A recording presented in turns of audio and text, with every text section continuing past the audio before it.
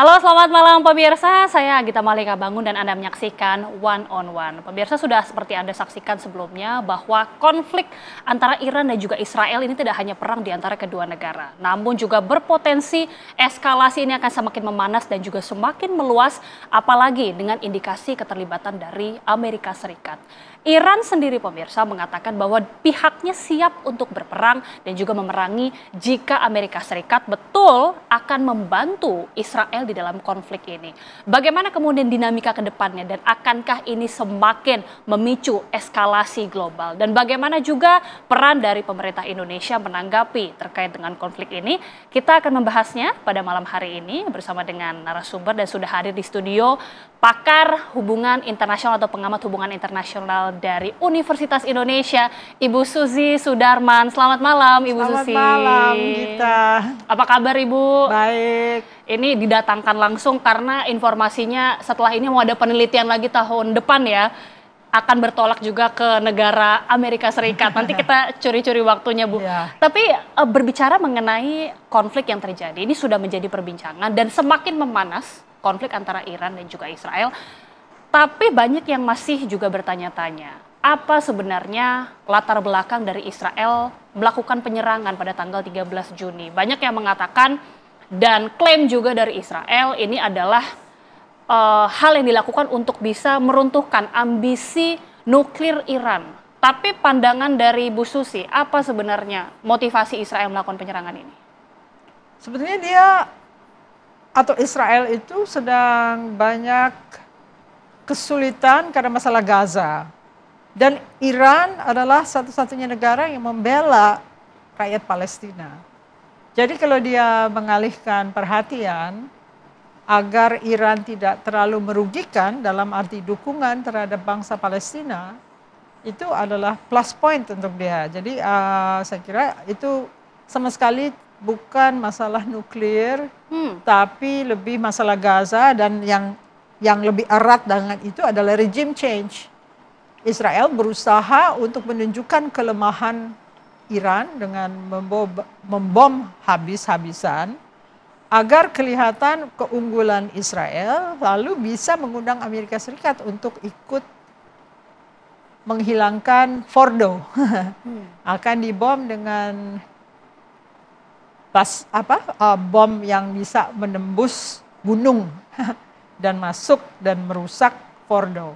Tapi sekarang masalahnya tiba-tiba ada peluru kendali Sejil, ya. Serangan balasan dari Iran yang cukup efektif dan menakutkan.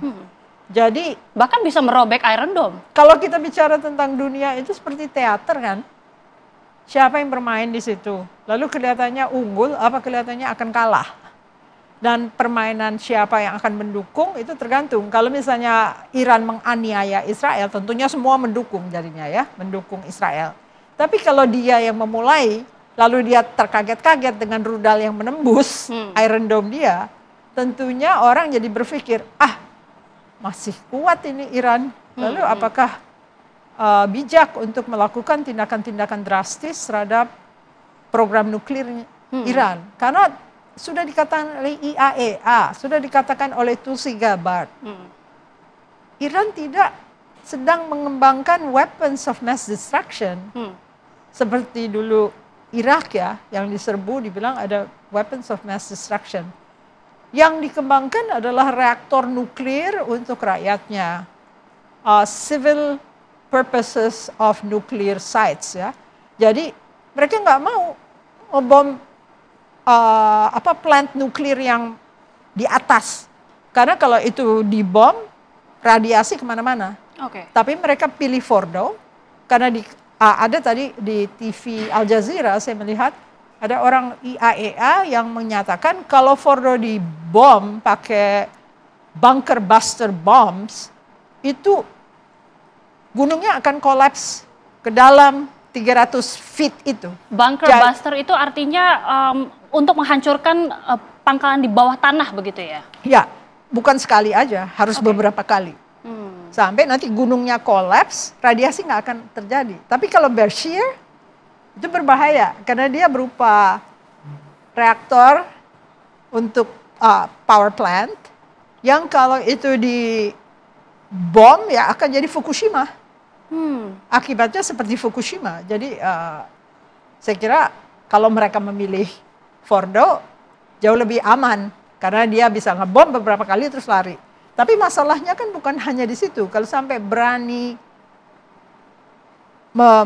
masuk diri dan merusak, dan itu Amerika yang membantu, tentunya Iran akan membalas dengan mengenai base-base atau pangkalan-pangkalan Amerika yang ada di seputar Timur Tengah.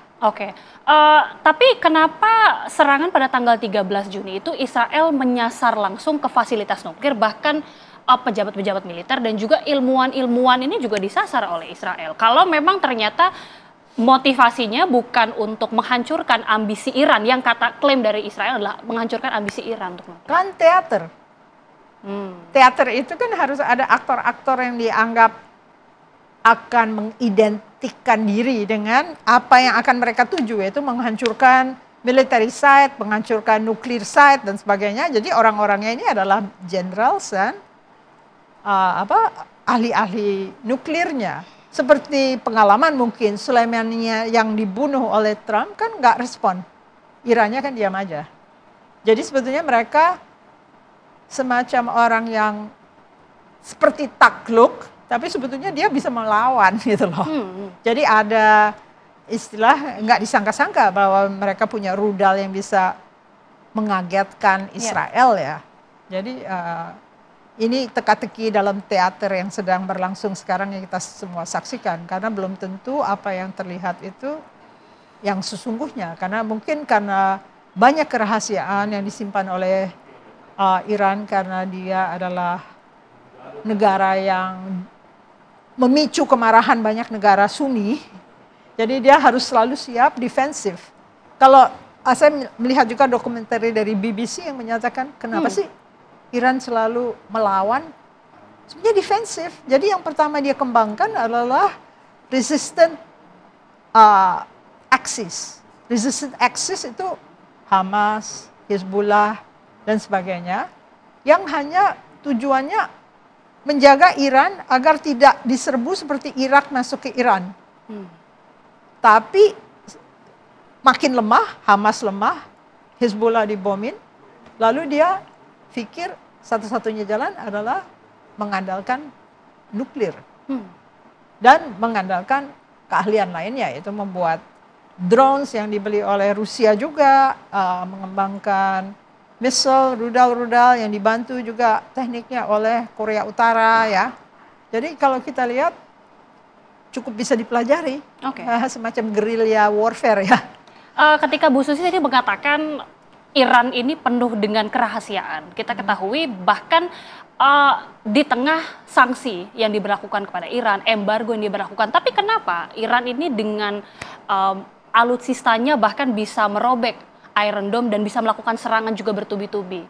Bagaimana kekuatan militer Iran? Mungkin sepengetahuan Bu Susi ya, sepanjang penelitian dan juga referensi yang diketahui.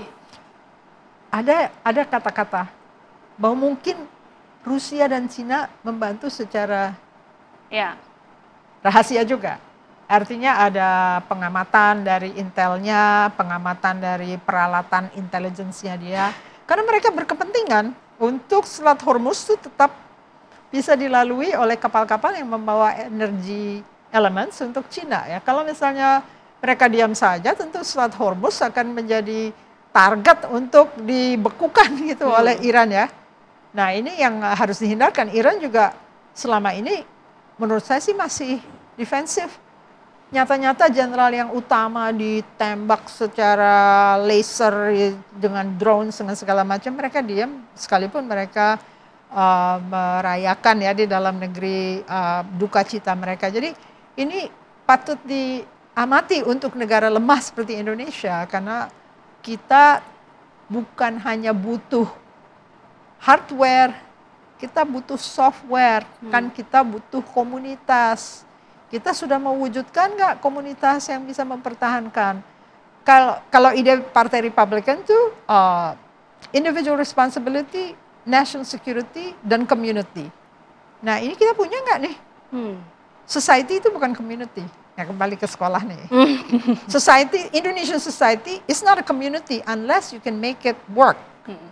Semua percaya, semua sepakat, semua mau nurut. Sekarang kan kita lihat, kalau kembali pada Gurevich, coalition pattern yang nggak ada juntrungannya, itu tidak bisa menghadapi international economics and wars. Nah, kita siap nggak? Kita hanya bilang, oh saya mau beli Rafale, saya mau beli ini, saya mau beli itu. Bukan itu, kuncinya adalah can your society work together as a community gitu loh. Community-nya itu yang nanti akan membela. Seperti orang Teheran akan bilang, masa saya mengungsi sih? Saya ada di sini terus gitu loh. Walaupun dia tahu dia mungkin mati karena bom, karena segala macam.